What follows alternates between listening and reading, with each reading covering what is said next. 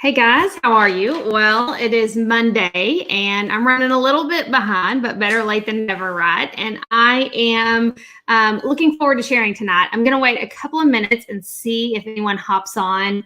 Like I say every week, I'm going to go live regardless and share what I want to share, and we'll always send it out to my email list. You can join that email list by visiting andymcnair.com. I also wanted to take just a second as I kind of wait for a couple of people to join and give some time and make sure that I share if you miss a webinar or there's anything. Lots of times in the form, you guys have great questions and great things that you want to learn. And sometimes I think, oh my gosh, I just shared that a couple of weeks ago or a week ago. You can always check out every single webinar again on my website, and it's just andymcnair.com/@home-learning. So you guys make sure you visit. That's where I post the webinars each week as well. I'm really trying to do that sooner, but Monday sneaks up on me every week. I'm like, oh my gosh, it's Monday. I got to figure out what I'm talking about and make sure that gets sent out. So if you miss a webinar or you want to go back and either learn about blended learning, or I know there's lots of questions about technology and what things are going to look like moving forward, all of those webinars are there. So make sure you visit andymcnair.com/@home-learning. If you have any questions about any of those or you're unable to access for whatever reason, let me know, and I will be more than happy to send you some of that information. So a lot of times I share really practical things. I'm going to do that tonight as well. But we're going to talk about the messy middle, because I feel like that's where we are right now with this whole ordeal. We're kind of in this place. It's almost like a holding pattern, right? We're not sure what's going to happen, what learning is going to look like. And one of the things that I've said so often is I think one of the things we have to focus on, and I'm going to say this every single week, is that we cannot expect educators to create different experiences. So in other words, I don't think it's realistic to expect educators to design one experience for the at-home learners and design one experience for the students who are at school. I think instead we are going to have a shift in our mindset, and we're going to have to learn how to design experiences that are meaningful and that work regardless of where the learning takes place. And so that's going to require us to think differently and do things differently. And so I'm looking forward to kind of sharing some practical ideas of what that can look like as we move forward. But right now, I just really felt like it was a good time to talk through this messy middle and what this looks like. So if you will do me a favor, and if you're watching live, if you'll introduce yourself in the chat, I would love that. If you'll just share your name and where you're from. That just kind of makes this a little more conversational and not so awkward. It's really weird just talking to your computer and just staring at a wall. So tonight, when I think about the messy middle, I've oftentimes referred to that when you're thinking about innovation in the classroom. I've written a blog post about the messy middle of Genius Hour. And so much of that revolves around a book. Actually, I've called it the messy middle for so long, and I learned that there was an actual book written by Scott Belsky called The Messy Middle. And so much of his work, so many of the things he says in that book really makes sense for what we're going through right now. And he actually has a chart that he shows, and I don't have it here. I'm not doing slides tonight. I just wanted to talk to you guys. I'm not doing slides, but he has a chart, and it's just, it is so perfect for what we're going through right now. So at the top, it says, it's kind of like excitement, right? Like, let's do this. And then all of a sudden, there's this huge drop off, and there's this thought of, this is really, really difficult. And then it's the messy middle, right? It's just this, you guys have seen it, where it's like a straight line, and then there are all these squiggles, and it's a big tangled line, and then things straighten out again. And I feel like that tangled place is where we are right now. And there have been highs and there have been lows along the way, but I think there's some things that we need to be really intentional about right now so that we don't get lost in this experience, so that this isn't for nothing, that we learn from those opportunities that I've talked about every single week. I've really tried to focus on, yes, this is an obstacle, but there are so many opportunities here. So as we kind of go through tonight, I want to share those opportunities, but I also want to focus on really specifically what you can do to find meaning in this messy middle. All right, Denise, I'm so glad that you're here. Thank you so much for joining, and thank you for sharing that you're here for sure. So one of the things that Scott Belsky says in his book is that it is important to endure the lows and optimize the highs. And so when we think about that statement and we really consider what does that look like for us right now? Well, I think first of all, it's acknowledging that there are going to be lows and there are going to be highs. And then not only acknowledging those, but being intentional about seeing them and sharing them and talking about them. So there have been some really difficult things with remote learning. So if you're watching live, will you do me a favor and in the comments, tell me some of the things that have, like, tell me a low. What is something that has been really difficult during this time? Let's have that conversation first. So in the chat, tell me what is something that has been difficult during this time. Hey, Teresa, I'm so excited that you're here. And Lisa, I'm excited that you're here as well, all the way from Ohio. You guys tell me in the chat. Siri thinks I'm talking to her and I'm not. Tell me in the chat really quickly, what are some things that have been really difficult? And sometimes there's a little bit of a lag, so I'll see your comments eventually. Yeah, Denise says just doing paper packets and the kid's not getting the full instruction, right? You're giving them what would typically be something that they receive after that interaction with you. And it's like there's a piece of the puzzle missing. That's a great point. So enduring those lows, and you guys continue to put your comments in, I'll definitely check those out. But when we think about enduring the lows, let's just acknowledge that they exist. They're hard.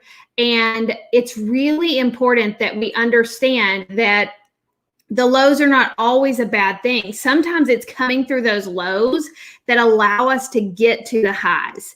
Now, I love the way that Scott Belsky says this, because yes, we want to endure the lows, we want to get through them, but we want to optimize the highs. And so that means the things that are good, the things that are the opportunities that we've talked about week after week, those are the things that we want to optimize. What we don't want to do is have those things happen and just be like, oh, that was so awesome. We love that. And then when we go back to whatever learning looks like next year, for things just to kind of be, I heard somebody say the other day, like, when are we going to get back to business as usual? And I couldn't help but respond with, I hope we never go back to business as usual, right? I hope that we learn enough through this experience that the learning experience looks different, regardless of where it's happening at. I just want to be clear. I hope that we never return to business as usual, for sure. Teresa said one of the lows is that the content may be overwhelming for some and not enough for others. That's so true. When I am a GT specialist as well, and I think about those gifted learners, and so often they need something more. But that's so hard as an educator, because you think about your struggling learners who need a little bit less, right? It's like pump the brakes. So as an educator, finding that balance, and not only finding it in the classroom, but now finding it when you don't even have access to your learners, right? And the only access that you have is this remote learning experience and virtual. So such a great point. So if you guys will do me a favor now, and we've talked about the lows, but now tell me in the chat, what are some highs? What are some of the things that you've seen happen as a result of remote learning that you would like to optimize, that you would like to see continue, or you'd like to make happen regardless of where learning happens moving forward? I'm going to practice my wait time, which I really suck at, to be quite honest.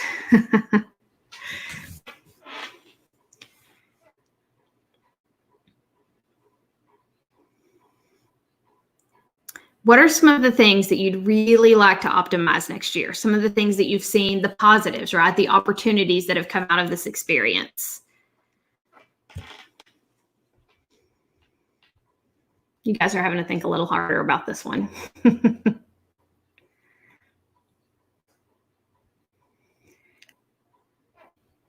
Okay, I'm going to keep watching the comments. I know as soon as I move on, a comment's going to show up. You guys may have posted on. Sometimes, like I said, there's just a lag.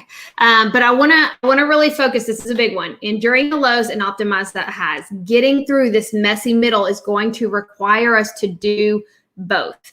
We've got to be willing to get through those lows, and we've also got to be willing to really focus on the highs and to share those. And we're going to talk about what that looks like in just a second. Oh, Teresa said, as an educator of 27 years, Definitely getting out of the comfort zone and learning lots of new technology. That's huge, right? I've talked to so many teachers who have been more willing to take risks during this time and to do things differently because we had to, right? Because it wasn't an option. And then that feeling of, oh my gosh, when I took a risk, it actually worked, or it didn't work and the world didn't stop turning, right? I'm still okay. My kids are still okay. And we were able to make it through that. I think that's a big conversation to have as well. Denise says, having better lessons available to meet all students' needs. Very cool. Those are both highs and things that we need to optimize moving forward for sure. Okay. Next, I want to kind of focus on relying on your connections, because as we move through this messy middle and we start to try to figure this out, it's going to be important that we rely on each other. One of my friends, Joy Kerr, who wrote Shift This, I'm a big fan of her work, and she's just always so sweet. She oftentimes says, we're better together.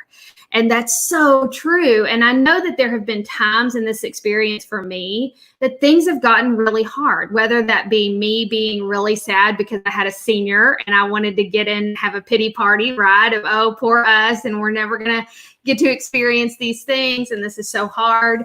There have been times when I've wondered, gosh, what does this look like moving forward? And how will we meet the needs of all of these kids? And there are some really hard places and some hard conversations, but I really do rely on my connections, whether that be my professional learning network, my PLN on Twitter, my friends on Facebook, or it's you guys, the Meaningful Mess community. It's just always so rewarding to hear from people who are going through that same experience or have come out on the other side of it, right? They've tried something or they've done something that has kind of moved them beyond where I am.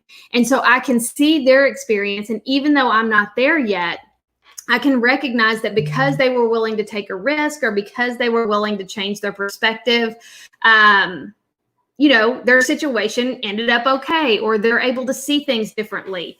And so relying on those connections, so important. And I would just give this advice. If you are not a connected educator, become one as soon as you can. That just means hop on Twitter, hop on Facebook, join as many teacher groups as you can.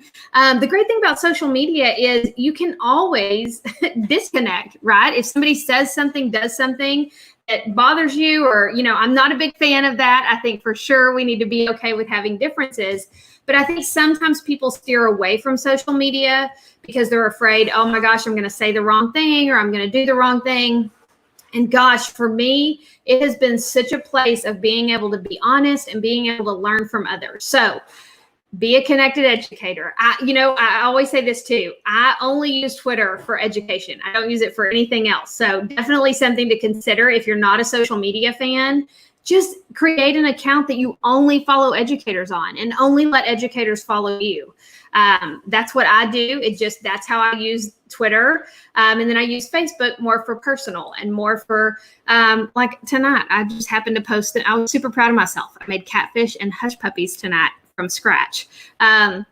So I felt the need to share that on Facebook. I'm not sure why I'm becoming that person who shares things that nobody cares about. But anyway, those connections are really important. It's something that we need to do through this messy middle for sure.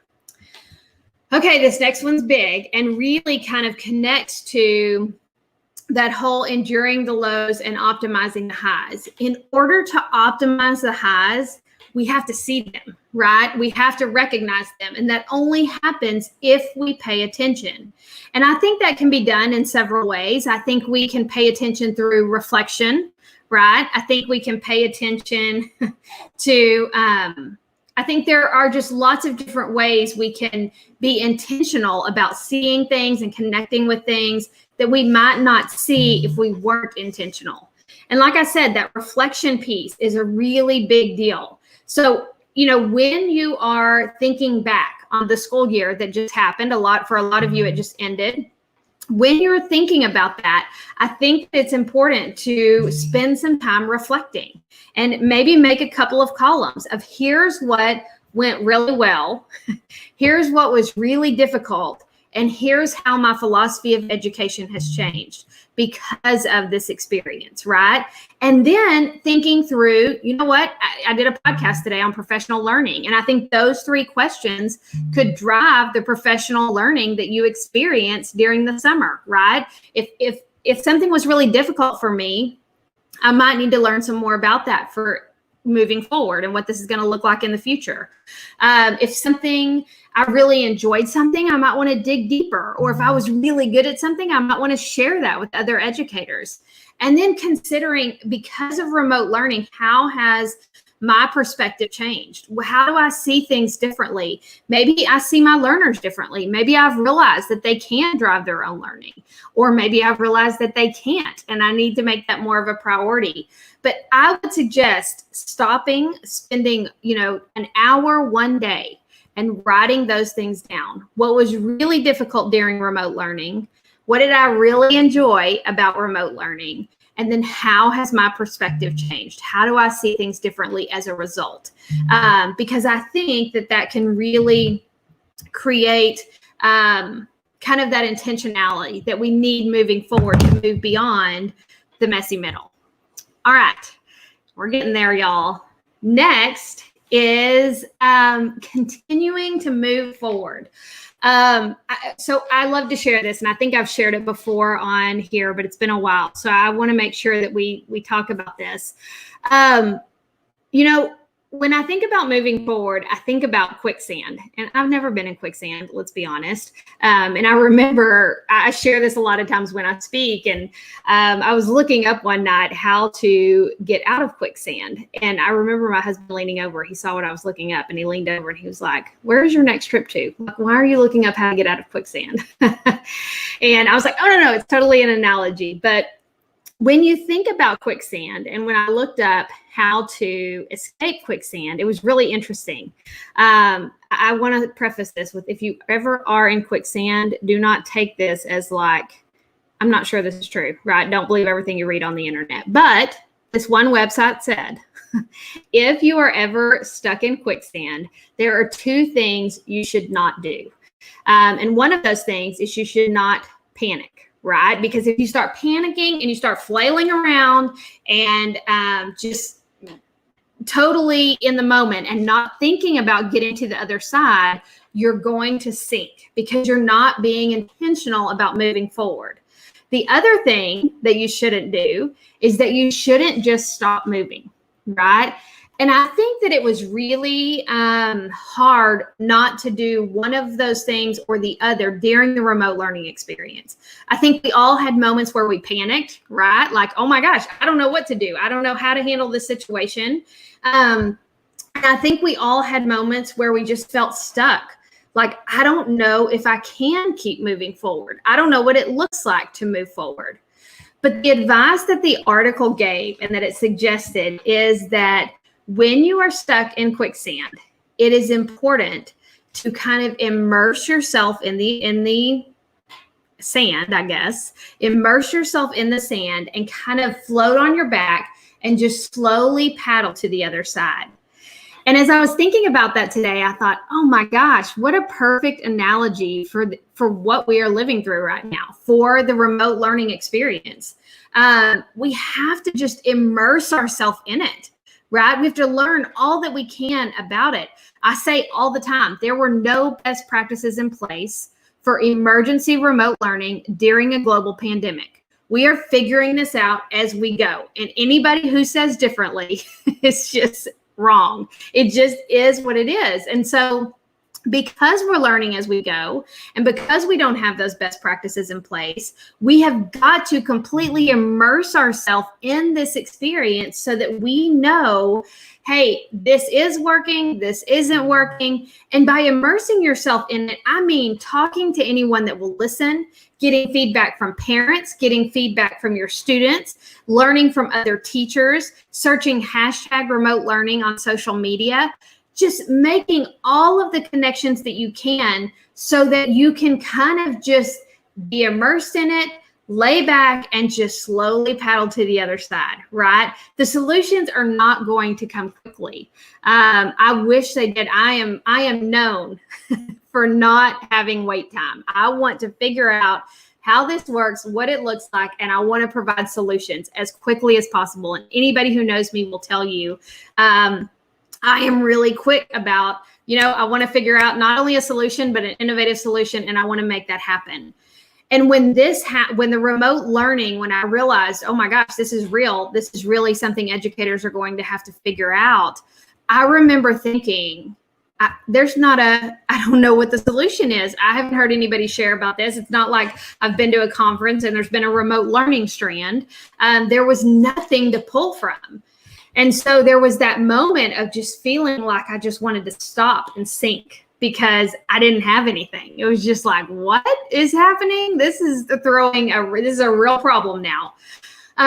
But instead, making that choice to, you know what, I'm going to listen to what educators are saying. I'm going to ask questions. I'm going to connect with as many people as I can on social media and hear what they're saying and read articles and read blogs. And that's exactly what I did. And doing so didn't provide me all of the answers because let's be honest, all of the answers don't exist right now. But it did help me continue to put one foot in front of the other.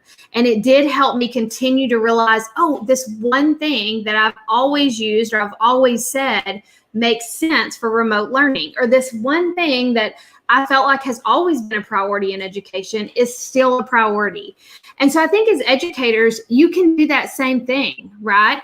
Just continue to immerse yourself in it. Don't give up, don't stop, and don't start panicking because both of those things will result in you sinking. There's good news, right? But just putting one foot in front of the other and continuing to move forward is really, really important. All right, so I'm going to pause for just a second.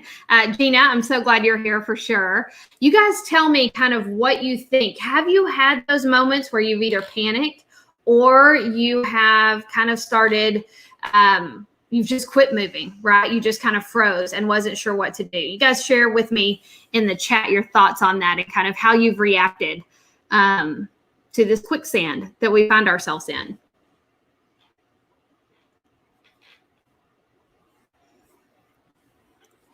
I love seeing all you guys in the chat. It's so fun to see people from my area as well here. Very cool. Tell me this too, does the quicksand analogy make sense to you guys? A lot of times things will make sense in my head and then I say them out loud and they don't make sense to everyone else. But tell me your thoughts. Does that make sense to you? And have you found yourself in either of those situations? And I'm still working on my wait time. And if you're just now jumping on, or remember, if you missed this, I'll always send it out via email, and you can always check it out over at andymcnair.com/@home-learning. Okay, all of a sudden y'all have gotten really quiet, or there's just a lag.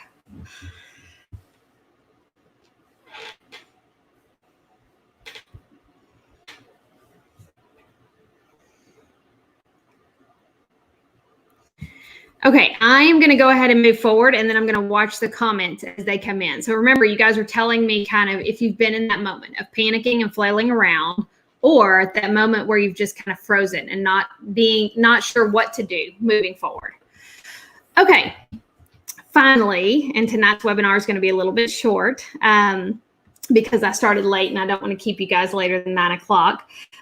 Share your success. There is nothing wrong with telling people, you know what? I tried this, I took a risk, and it worked. And not only did it work, but it was awesome. So much of that happens in social media, but it's important that you share it with the teachers that you work with. You know, it's not a secret that we have this weird competitive thing sometimes in education where we feel like if somebody else does something really well, then we must not be doing it well. First of all, let's just say it out loud. Nothing could be further from the truth.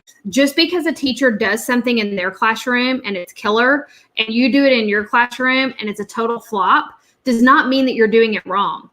You have different students. You are a different teacher. You have different dynamics going on in your classroom, whether that be virtual or face-to-face. And so it's not, sharing your success is not always suggesting that somebody else does something the exact way that you've done it.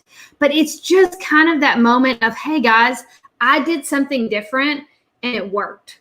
Or I did something different and it didn't work, and I tried something new and it did work. So just being really honest and transparent, I think moving forward is going to be so important. And we as educators have got to let go of that competitive thing, feeling like I always have to do what this teacher down the hall is doing, or I have to try to do that thing that this other teacher is doing. Moving forward, we have to know that just because someone shares their success, that doesn't mean that I have to turn around and do it in the exact same way that they did it.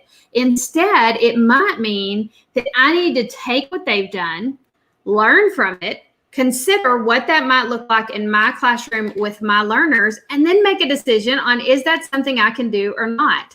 But sharing our success should not make us feel guilty. It shouldn't make us feel like we are bragging, or that we are trying to make others feel like less of an educator. Instead, we have got to be a community who says, oh my gosh, that's awesome. I'm going to try that. I'm going to try that in a different way. But I really appreciate you sharing that, because now it's got me thinking about what that could look like in my classroom with my learners. Okay, so I'm looking at some of these comments about the quicksand, and Denise says, I think I froze at first, but then have taken time to kind of understand. That's such a great point. I think that's what a lot of us did at first, was like, wait, what? What is happening? This cannot be real. And yet here we are, we find ourselves, and we're just putting one foot in front of the other. So I think that's a great example. Gina says, yes, it makes sense, and always just trying to figure it out. Yeah, and it's such a great point that there are going to be different, people are going to see things differently right now. And those might be the people in your district. You might have people within your district who see differently what this should look like.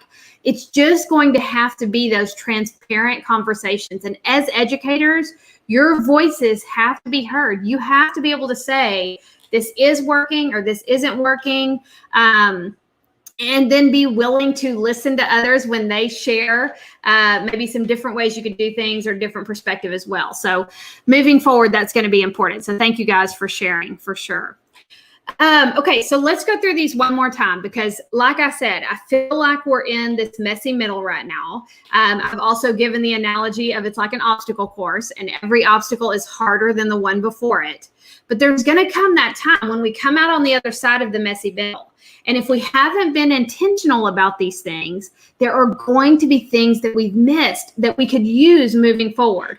So we want to make sure that we endure the lows and optimize the highs, right? We got to go through those valleys to get to the mountains. But when we get to the mountain, we want to optimize that. We want to see it. We want to recognize it, and we want to use everything that we learned along that journey. And the valley is part of the journey, right? Going through that valley, we learn things there that we need when we get up to the mountain. Rely on your connections. I suggested being a connected educator. If you don't want to be a connected educator, just set up a Zoom group with some people that you can trust, maybe in your community, maybe they're educator friends. You guys can just hop on once a week and just hash it out, right? Here's what I'm really frustrated about. Here's what I'm really excited about. Those things are going to be important. Paying attention. It's important that moving forward, we pay attention to the details here. Remember, spend some time really reflecting. What was difficult during the remote learning experience? What did I enjoy about the remote learning experience? And how has it changed my perspective? So that moving forward, you can really use those things so that we don't return to business as usual, but instead we return, when we are able to go back to our classrooms, we return with this clarity and this understanding of learning happens everywhere. And my learners can drive their own learning. And this can look like, I can really make these connections a priority. So remember, paying attention, really important. Keep moving forward. Don't panic and don't freeze. Just put one foot in front of the other, and always reach out for help. I would imagine that if I was stuck in quicksand and there was somebody standing on the other side that had gotten out, I would be saying, What did you do? How did you get out? Give me some advice. We have to do the same thing as educators. We have to be willing to ask for help. We have to be willing to keep moving forward. And then that person that has gotten out or has been successful has to be willing to share their success, right? If that person that was standing outside of the quicksand was just like, well, I don't really want to tell you because that's bragging and I don't want to make myself look like I'm better than you. That would be weird, right?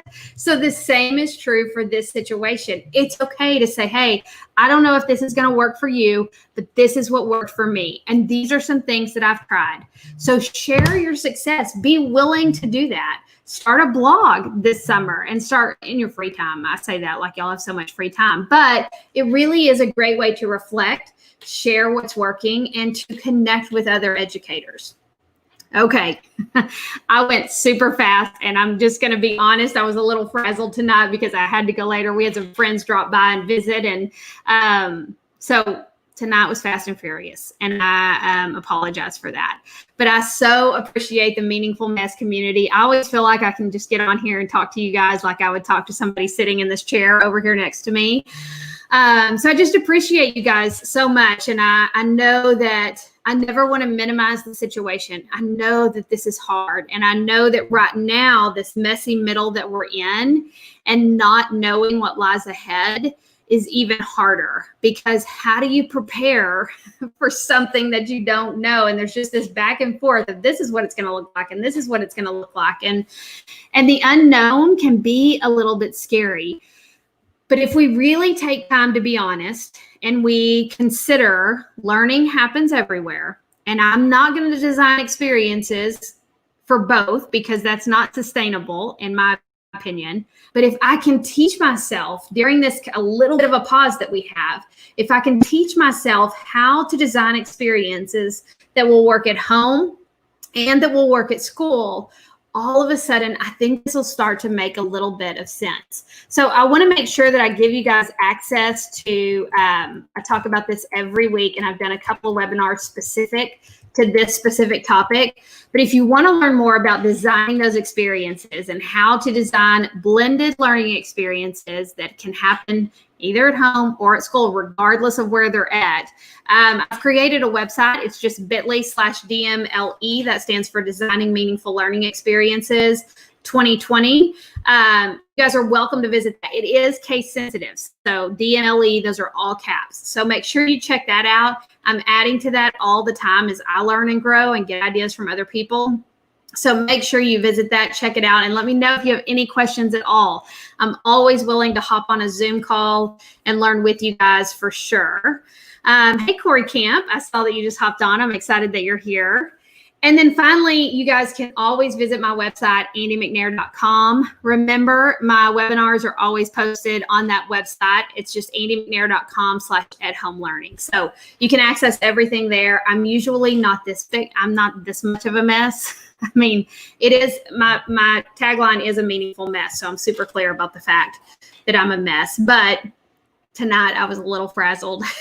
I couldn't get words to come out well, but I hope that what I've shared made a little bit of sense. And I hope it gives you the things that you need to kind of move into this next part that we have coming up of let's be, we've had to be reactive. Now let's be proactive, and let's really think about what do we do moving forward so that learning is still meaningful and so that we're still able to do what we love to do as educators, and that is to give our kids a love for learning, and helping them make those connections beyond the walls of the classroom is more important now than ever. So I appreciate you guys. I hope that you get some rest tonight. I so appreciate you being understanding and hopping on a little later. Thank you so much for the work that you do. I always like to say this is a mess, right? It's our job to find meaning in this mess. And I hope that this webinar has helped you a little bit in doing that. All right, I'm going to hop off. You guys get some rest, and I will talk to you very soon.